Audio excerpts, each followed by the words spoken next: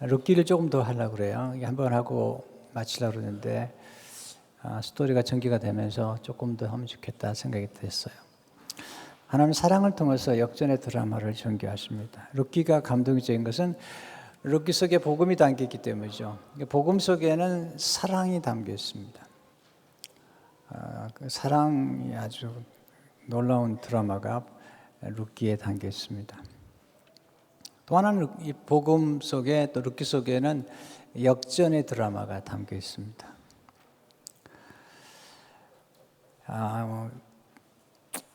역전은 쉽게 오지 않습니다. 우리가 야구 경기를 할 때 9회 말 투 스트라이크에서 갑자기 새로운 반전을 경험할 때 우리 손에 땀을 쥐게 되고 바로 그때 때로는 데이터가 나와서 새로운 인물이 탄생하기도 하죠.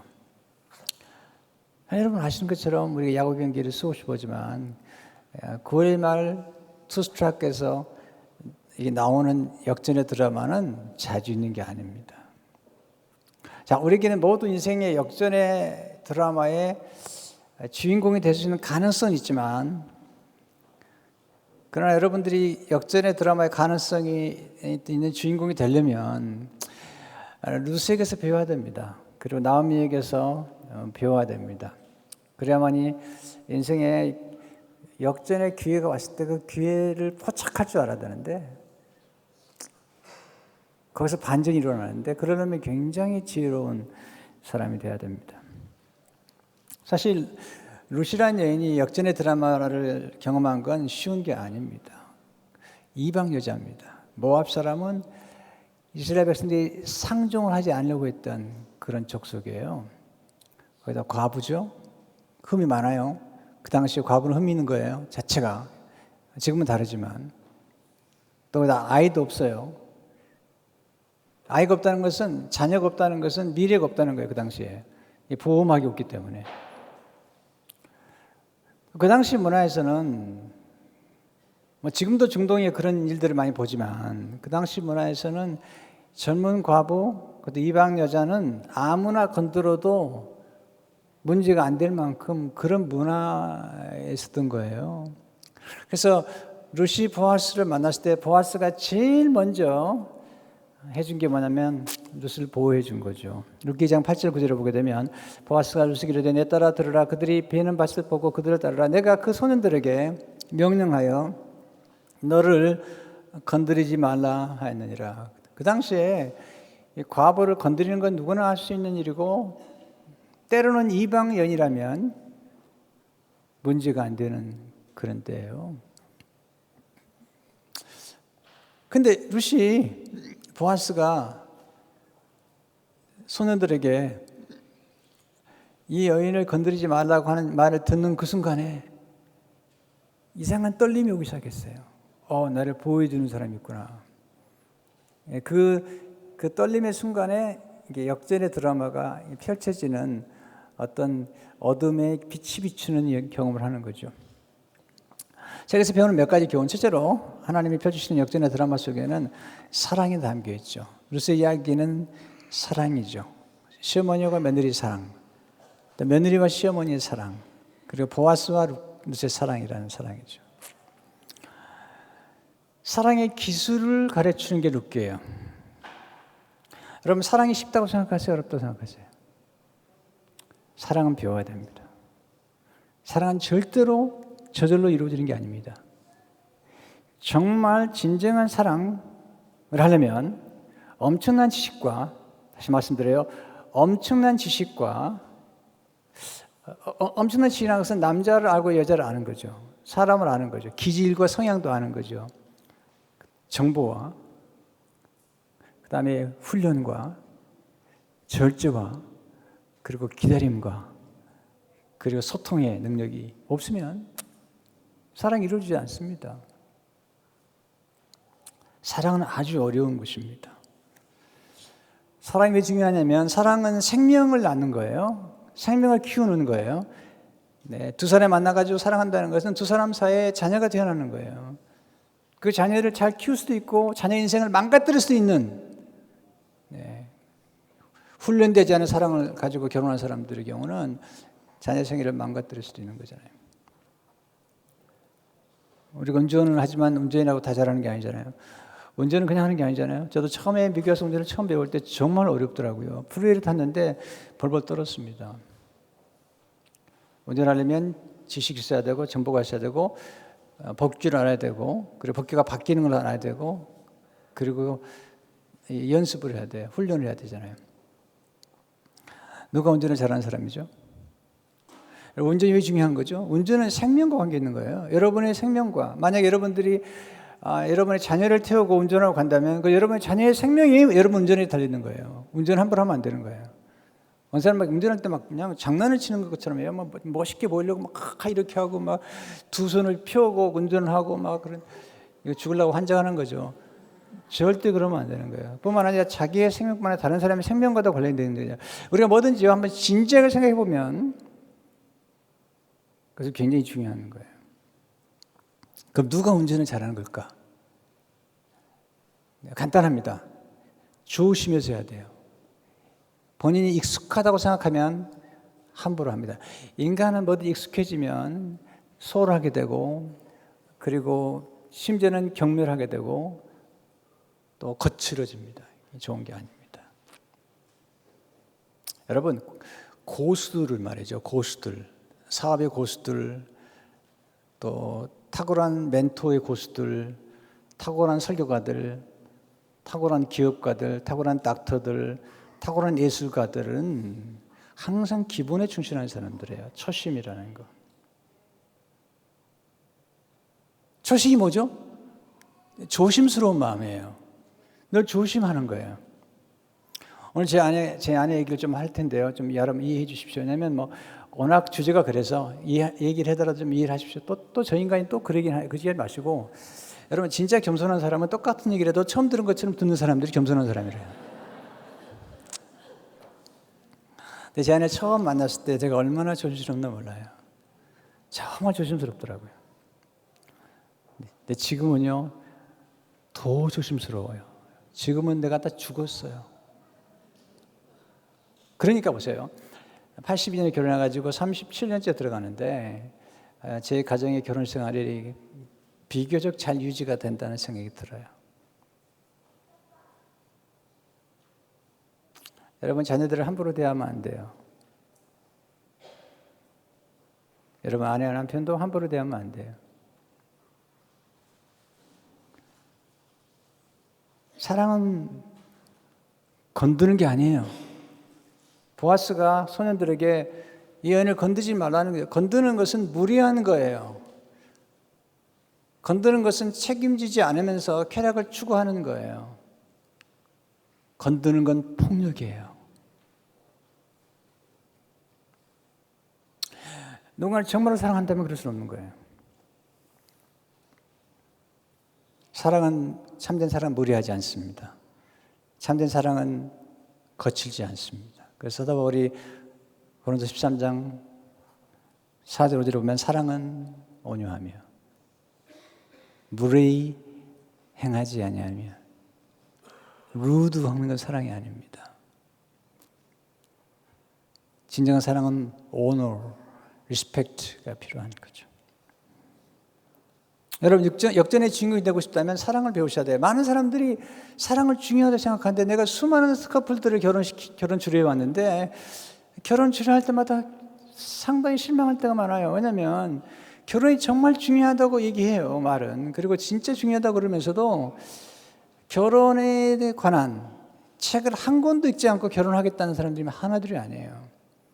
결혼 시기에는 관심이 많은데 진정한 결혼, 행복한 결혼이 어떻게 이루어지는가에 대한 지식과 정보와 그 기술까지 익히는 데는 노하우, 너무 나이브할 뿐만 아니라 노력을 기울이지 않아요. 그렇게 수많은 가정이 깨어지는 거예요. 수많은 가정이 어려움이 왜냐하면 이 사랑을 너무 우습게 보는 거예요. 별로 노력하지 않아도 될 것처럼 생각하지만 그렇지 않습니다.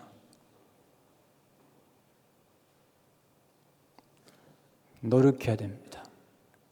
처음 만났을 때 그 감격과 고마운 마음과 그걸 유지하려면 굉장히 노력이 필요한 거예요. 여러분, 좋은 만남이 찾아오는 것은 은혜예요. 그러나 좋은 만남을 가꾸는 건 지혜에 속하는 거죠. 루스에게 좋은 만남이 찾아왔습니다. 이 만남을 가꾸는 것은 이제 루스에게 숙제고, 이제 루시 좋은 만남을 가꿈으로 놀라운 역사가 나타나죠. 오늘 스토리가 꽤 재미있을 뿐만 아니라 여러분이 거룩한 상상력을 동원해서 여러분이 이 스토리 속으로 들어가야만이 이 스토리를 알 수 있어요. 루시 이제 이삭을 주고 돌아오니까 나오미가 물어보죠. 어디서 죽었느냐? 어디서 일을 했느냐? 너를 돌본 자에게 복이 있을 것이다. 근데 놀라운 것은 이 나오미에게 이 루시 며느리가 정보를 정확하게 주는 거예요.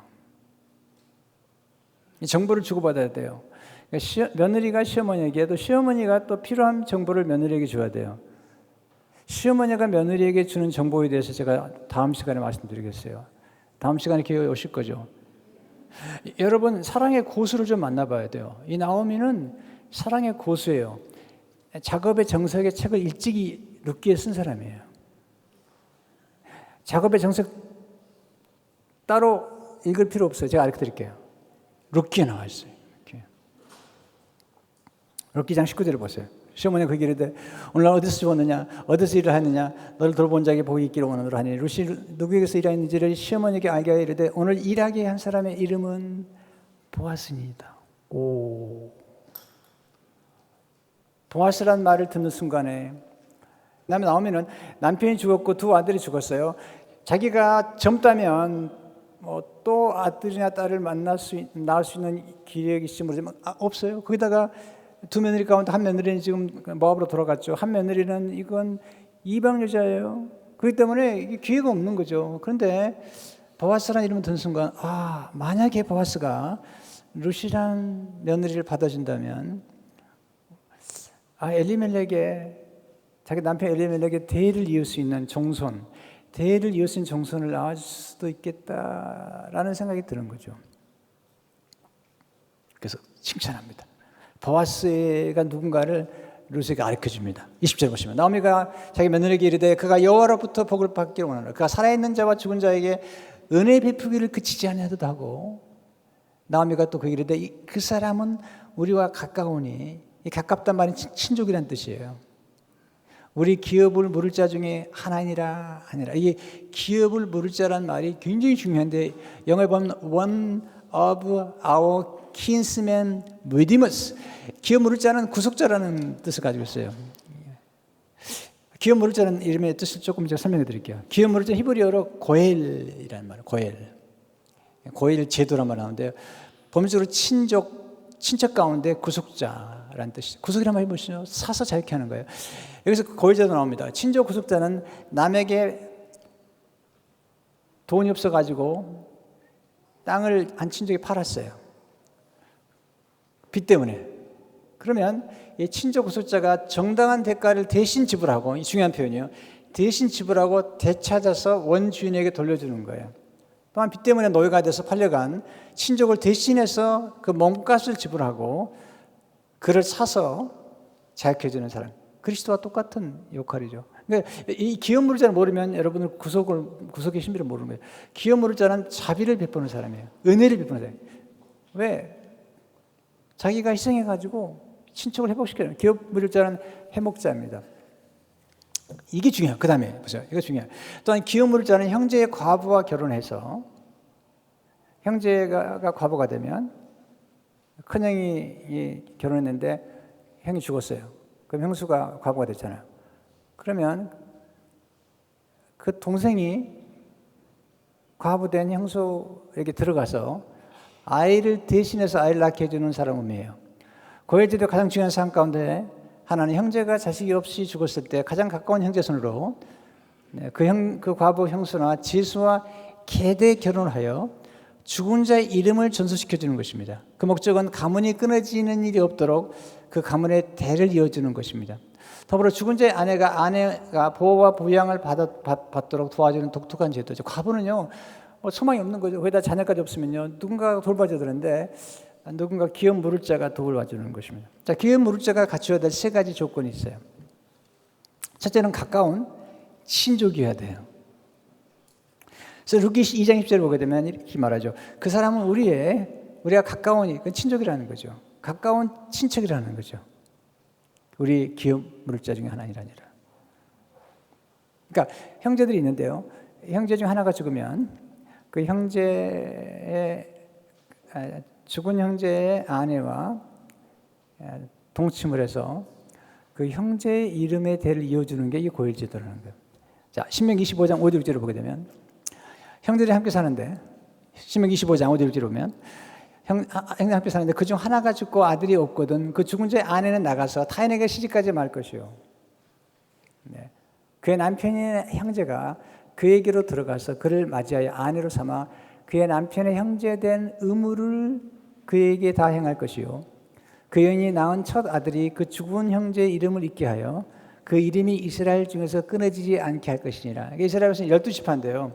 이 12지파가 종족이 보존되도록 이방인과 결혼하지 못하게 하고 친족끼리 이렇게 대를 이어주는 종손을 낳아줌으로 대를 잇게 하는 거예요. 둘째는 유력자여야 됩니다. 왜냐하면 빚진 친족의 땅을 사주거나 또는 과부가 된 형수나 제수에게 아들을 낳아주고 그 형수를 그 과부를 먹여 살려야 돼요. 그럼 가난하면 안 돼요. 유력자라는 건 힘이 있는 것이고 부유하다는 것이고 더 중요한 게 있습니다. 성품이 좋아야 돼요.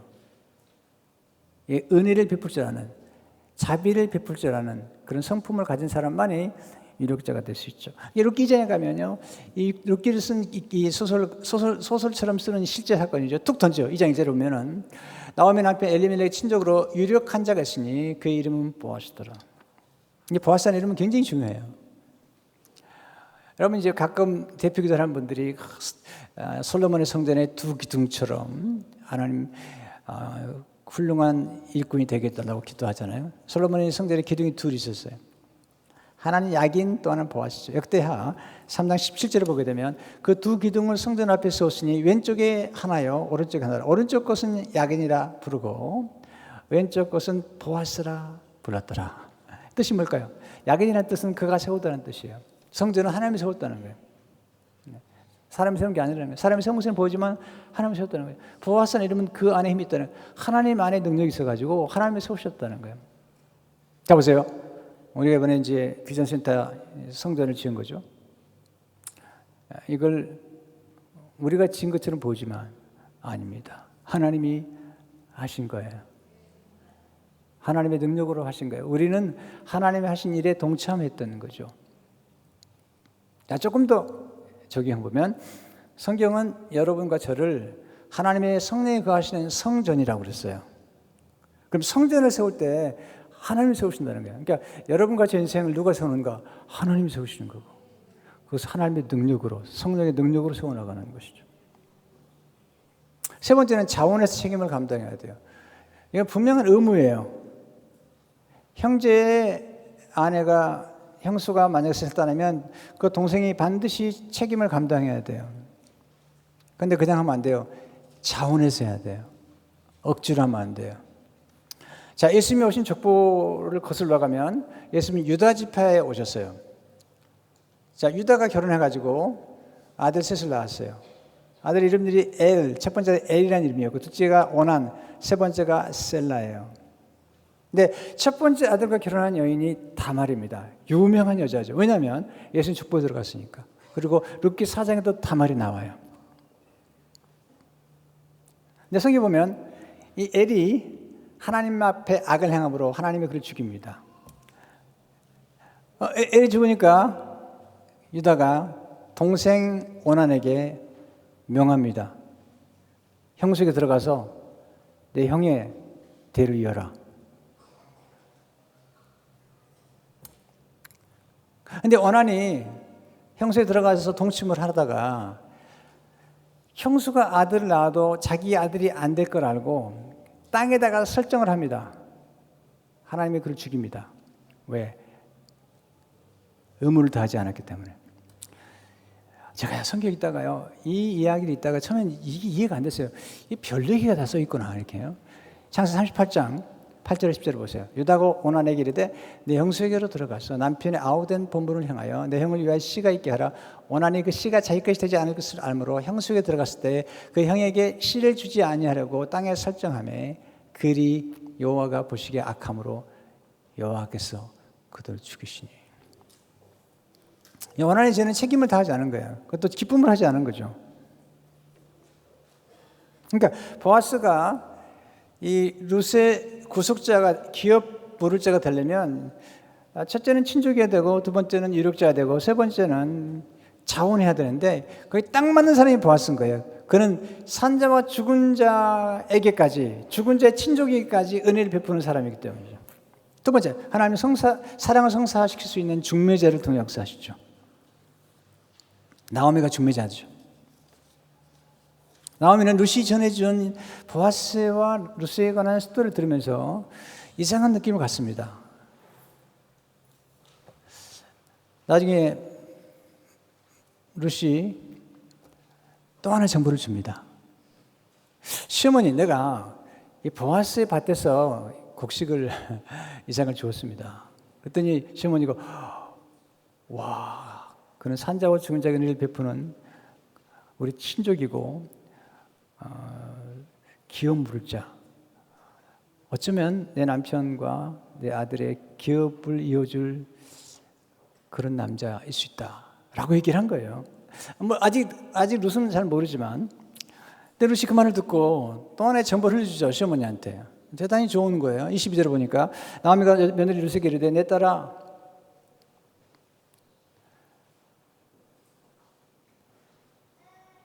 네, 22절이 먼저인데 나오미가 며느리 룻에게 이르되 내 딸아 너는 미안합니다. 21절부터 보시죠. 20절. 네. 제가 약간 흥분해가지고 마음이 룻이 이르되 그가 내게 이르기를 내 추수를 맡아 마치까지 너는 내 손녀들에게 가까이 있으라 하더이다 하니. 그러니까 지금 보아스가 룻에게 하는 말이 추수를 마치기까지 내 밭을 떠나지 말라 이렇게 얘기를 한 거예요. 근데요, 이 나오미는요 아주 사랑의 감각에 탁월한 사람이에요.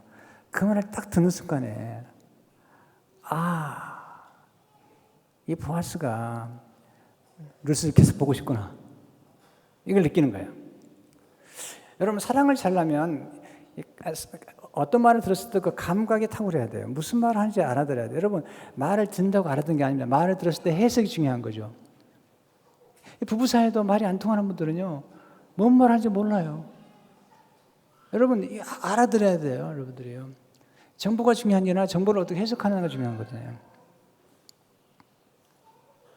그래서 이제 이 나오미가 룻에게 이제 조언을 해주는 거죠. 22절.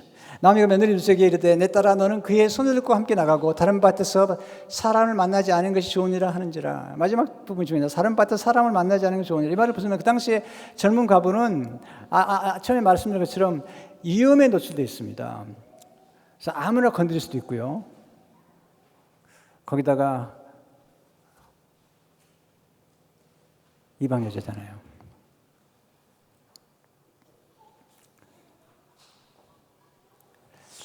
그래서 23절에 보면 나오미가 얘기합니다. 룻이 보아스의 손녀들에게 가까이 있어서 보리 추수와 밀 추수를 마치기까지 이삭을 주며 그의 시어머니와 함께 거주하니라. 며느리에게 얘기하죠. 보아스 밭을 떠나지 마라. 여기서 이제 나오미가 지금 느끼는 거예요. 이 보아스하고 룻이 지금 뭔가 좋아지는 something이 시작됐다는 것을 알게 된 거죠. 룻기 제자는 자세히 기록하셨지만 그 추수하는 기간 동안에, 그러니까 보리 추수가 있고 밀 추수가 있는데 그 추수하는 기간 동안에 보아스와 룻이 그 밭을 오가면서 가끔 만났다는, 스쳐가듯이 만났다는 것을 알 수 있어요. 때로는 만나기도 하고 못 만나기도 하고. 보아스가 별로 추수할 때 밭에 안 나와보는 사람인데 밭에 나와보는 거예요. 왜 나와봤겠어요? 그렇게 이해가 안 되십니까? 지금 룻을 보고 싶은 거예요. 근데 오늘 나보니까 룻이 없는 거예요. 궁금해서 그냥 가는 거죠. 룻도 날마다 기다리는 거예요. 보아스를. 보아스가 어느 날 안 오는 거예요. 이게요, 진짜 드라마의 맛이라는 게 뭐냐면 이렇게 엇갈림. 만날 뻔한데 그냥 못 보는 거, 못 보고 지나가는 거. 이게 이제 엄청난 스토리가 되는 거예요. 제가 이제 대학교 3학년 때까지 연애를 못 해봤어요. 처음으로 이제 제 아내를 만난 게 이제 교회에서 이제 사회를 보는데 수요일 날이에요, 수요일 날. 어느 수요일 날 밤에 사회를 보는데 저쪽에, 저 뒤쪽에 이온일 닥터 와이프 사모님 앉은 바로 그 자리, 그쪽쯤에 한 여자가 앉아 있는데 대학생이 보니까. 근데 딱 이 생각이 드는 거죠. 마음속 깊은 곳에서 저 여자다. 이건요, 뭐 설명하기 어려운 거예요. 왜 그러냐 묻지 마세요. 설명하기 어려운 거예요. 저 여자다. 제가 참 수줍어하는 사람인데 예배 마치고 나가는 길에 뭐 이름도 잘 모르죠. 모르는데 혹시 차 한잔 할 수 있냐고. 그 당시에 다방 아세요? 다방? 네, 그 지하철 아래쪽에 다방이 하나 있었어요. 그런데 따라오더라고요. 놀라가지고. 나중에 물어봤어요. 왜 따라오냐 그랬더니 사회 보는 사람이 따라가자고 해서 따라왔다는 거예요. 그러면 안 됩니다. 조심해야지. 근데 사실 수요일 날은 신학생들은 이제 신학교 다닐 적이니까 수요일 날은 교회 오지 않아요. 담임 목사님이 공부 열심히 하라고 수요일 날은 교회 안 와도 된다고 얘기했어요. 그리고 학교가 멀어요. 부천하고 서울이니까 교회는 서울 신설동이고 학교는 부천이에요. 갔다 왔다 하면 왕복 몇 시간이 걸리는데요. 제가 수요일마다 나오는 거예요. 우리 목사님이 너무 예쁘게 보는 거예요. 이 신학생은 어떻게 수요일까지 나오냐고. 신잘 예뻐하고 속도 모르고. 저는 이제 이 희종이라는 사람을 보고 싶은 거예요. 어떨 때 보면 앉아 있어요. 수줍어가지고 말도 못 붙이고 이렇게 머리에서 보고 얼굴 잠깐 보고 가는 거예요. 이렇게. 어떤 안 나오고 안 나왔으면 오늘 못 봤다 그러고 이제 가는 거죠. 이런 엇갈림과 헷갈림 속에서 결혼했습니다. 여러분 이 스타일 속에서 굉장히 중요한 스토리가 나오는 거죠. 근데 문제는 뭐냐면 보아스가 룻의 마음에 드는데 보아스에게는 결함이 있어요. 룻에게만 결함이 있는 게 아닙니다. 보아스에게는 결정적인 결함이 있어요. 그 결함은 뭐냐면 어머니가 창녀였어요. 창녀. 이 어머니가 누구냐? 기생 라합이에요. 마태복음 1장 5절을 보세요. 살몬은 라합에서 보아스를 낳고, 라합이 누구죠? 기생이에요. 기생 라합이 정탐꾼들을 숨겨진 까닭에 구원을 받고 유다 사람 살몬과 결혼해가지고 보아스를 낳은 거죠. 여호수아 2장 1절을 보시기 바랍니다. 눈이 하던 여호수아가 시팀에서 두 사람을 정탐꾼으로 보내미르되 가서 그 땅과 여력을 정보라 가며 그들이 가서 라합이라는 기생의 집에 들어가 거기서 유숙하더니. 성이 반복해서 이 라합은 기생이라는 거예요. 근데 놀라운 건 유다 지파의 살몬과 결혼해서 베들레헴에 사는데 아들을 낳았는데 기가 막힌 아들을 낳은 거죠. 보아스를 낳은 거죠. 실력도 있었고 또 성품도 좋은 거죠.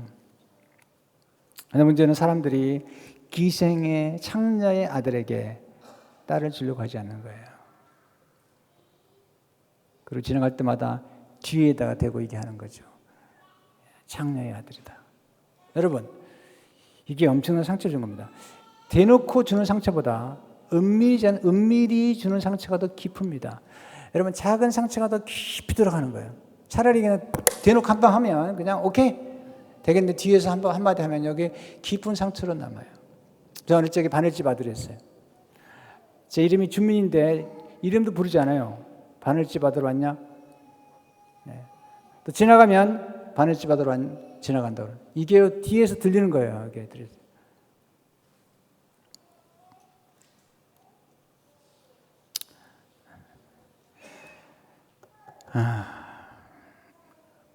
보아스는 근데 놀라울게요. 자기 어머니가 받은 상처를 기억하고 있는 거야. 자기가 성장하면서 어머니가 가난한 여자였어요. 이 이방 여자뿐 아니라 창녀 출신이라는 것 때문에 굉장히 외로워하고 그리고 힘들어하는 걸 보았어요. 그러다가 자기 어머니의 처지와 똑같은 여인 하나를 만난 거죠. 물론 이 여인은 창녀는 아니었지만 이 여인은 모압 사람이었고 모압 신을 한때 섬겼던 사람이었고 이제는 가난하고 과부가 됐던 거죠. 자기 어머니는 가나안 여인이었고 여인은 모압 여인이기 때문에 어떻게 보면 연민, 컴패션이 생긴 거죠. 근데 문제는 뭐냐면 지금 추수 기간 동안에 지금 보리 추수와 밀 추수 기간 동안에는 보아스와 룻이 이렇게 만나는 기회가 많았어요. 거기다가 보아스가 룻을 보호해 줬고 보아스가 넉넉하게 이삭을 떨어뜨려 줌으로 그 이삭이 공급받음으로 지금 룻과 나오미가 먹고 살기 괜찮은 거죠. 근데 문제는 추수가 끝난 거예요.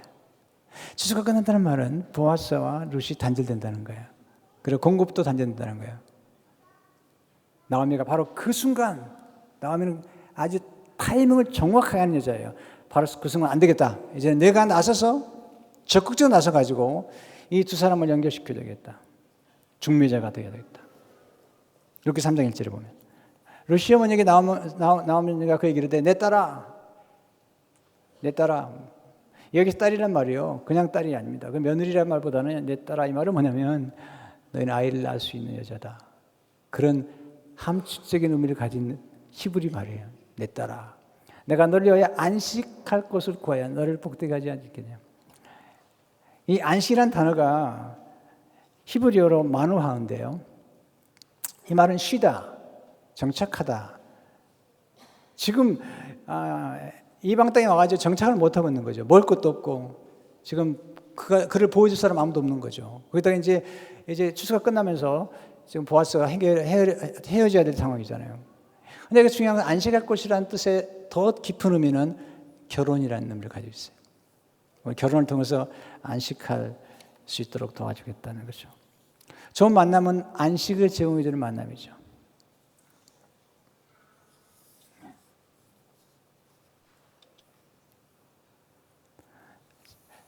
안식은 어떻게 오른 거죠? 첫째로 무조건적으로 용납하는 사랑을 받을 때 경험하게 되죠. 여러분 잘못했다고 자꾸 지적하고요. 이것도 고쳐 이렇게 자꾸 지적하면 안식이 안 됩니다. 진정한 안식이라는 것은 있는 그대로 받아들이는 거죠. 이것이 용납하는 게 환대예요. 사랑의 극치죠. 그런 사랑 파트를 보면 무엇보다 뜨겁게 서로 사랑할지니 사랑은 허다한 죄를 덮느니라.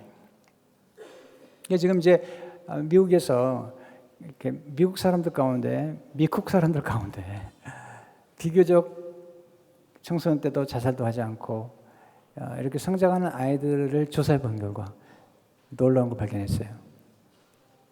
성장하는 과정에서 할머니, 할아버지로부터 무조건적인 사랑을 받는 아이들이 잘 자라더라는 거예요.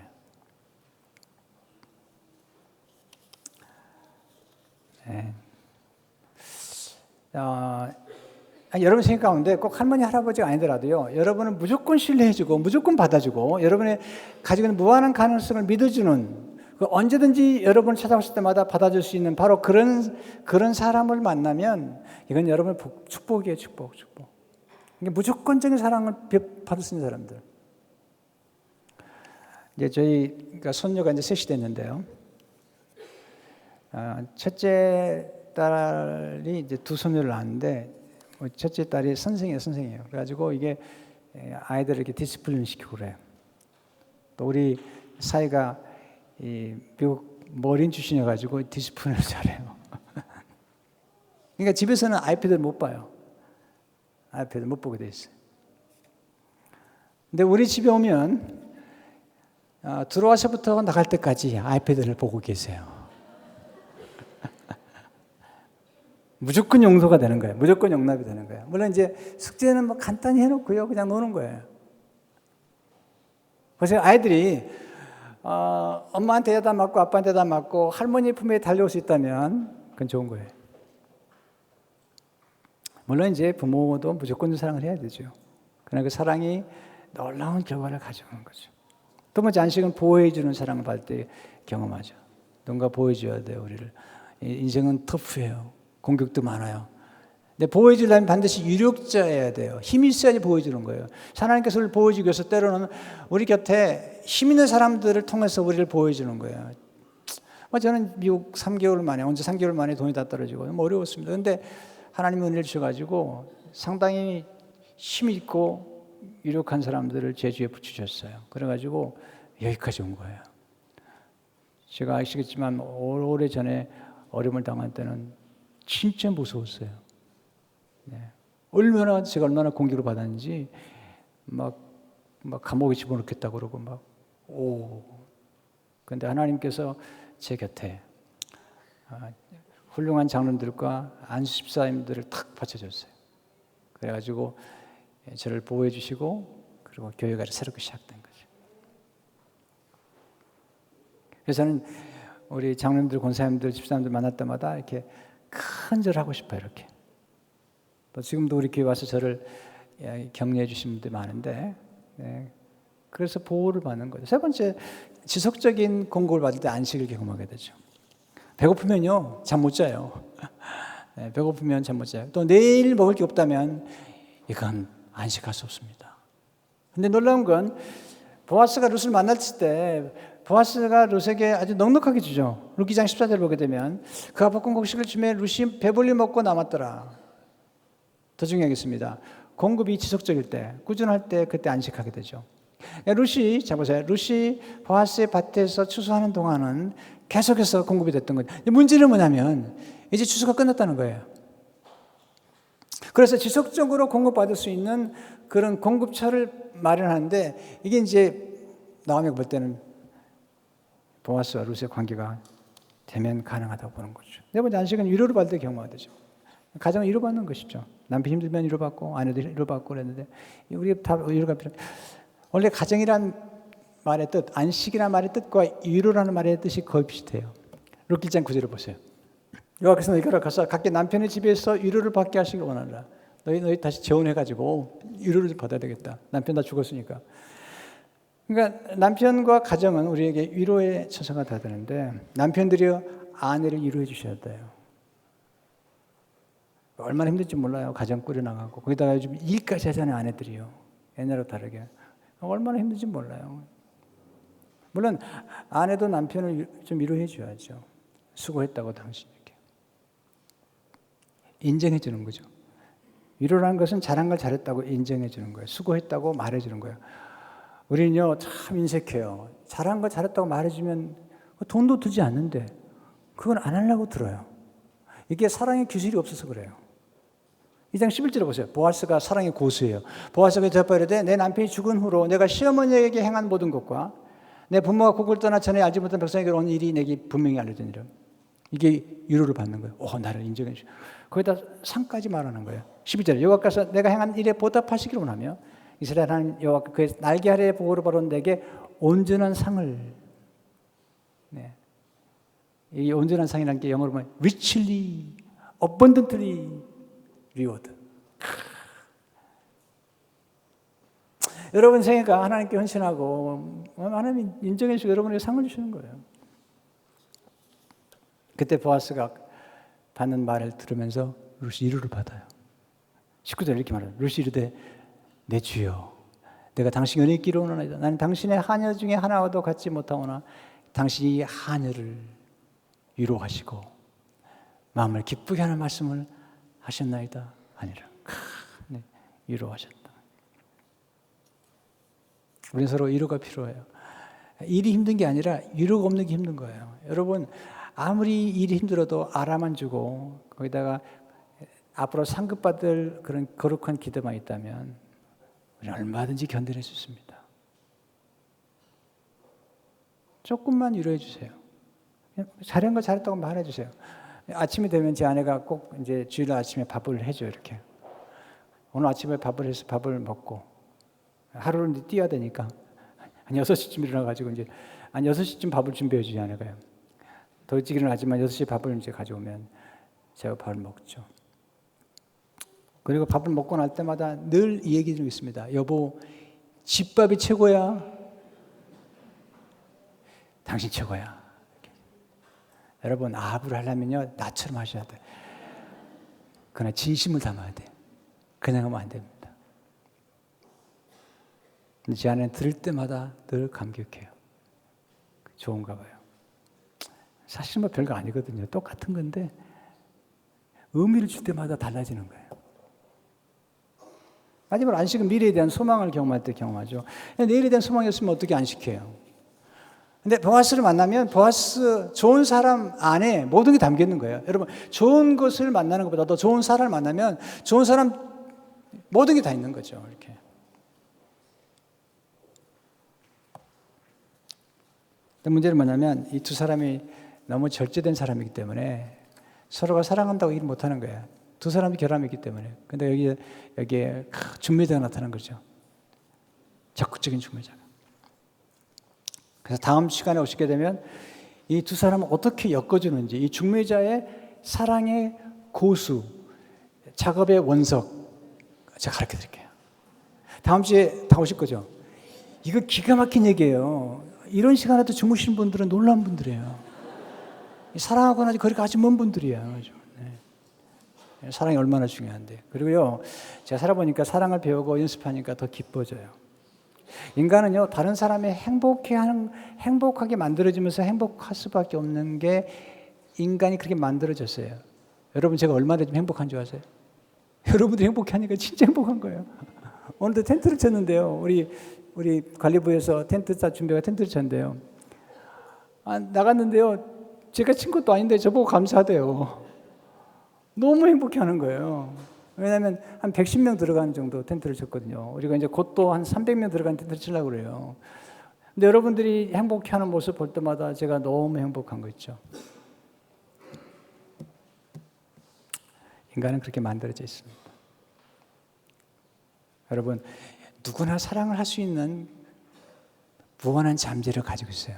문제는 배워본 적 없다는 거. 또 하나는 연습을 안 해가지고 못해요. 사랑한다고 말하면 연습해야 돼요. 따라서 해보세요. 사랑합니다. 이거요. 남자들이 이 말 한마디 하면 죽는 줄 알아요. 여보 사랑해. 이 말을 못해요. 이 말 하면 죽는 줄 알아요. 쪽팔리대요. 뭐가 쪽팔립니까? 여러분 그 말 한마디 안에는 모든 고통스러운 걸 다 모든 걸 다 잃어버리는 거예요. 애들 키우면서 고통받는 거, 나가서 일하는 거 다 그냥 잊어버리는 거예요. 그 말 한마디에. 그것도 못 해줘요. 네. 다시 연습해요. 여보. 혼자 사는 분이 많은가 보다. 그러면 아들아, 딸아, 사랑한다. 네.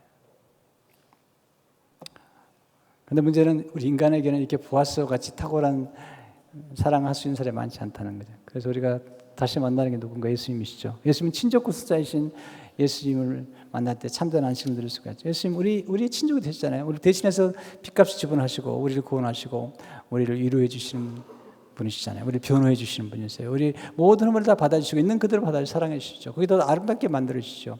그리고 우리에게 필요한 모든 것들을 공급해 주시는 분이시죠. 기도하고. 그래서 마태복음 11장 28절 19절에 말씀하시죠. 수고하고 무거운 짐을 다 내게로 내가 너희를 쉬게 하리라. 나는 마음이 온유하고 겸손하니 나의 멍에를 메고 내게 배우라. 그러면 너희 마음이 쉼으로. 여러분 겸손과 온유가 우리를 쉬게 만드는 거예요. 돈이 우리를 쉬게 만드는 거예요. 세상은 우리에게 안식을 주지 않아요. 세상은 우리를 스트레스를 주는 거예요. 경쟁시키는 거예요. 빨리 더 새로운 걸 만들어내는 거예요. 이거 사지 않으면 너는 행복하지 않다는 거예요. 소비를 부추깁니다. 이거 사서 행복할 것 같은데 금방 새로운 게 나옵니다. 쉬지 못하게 만듭니다. 자족하지 못하게 만듭니다.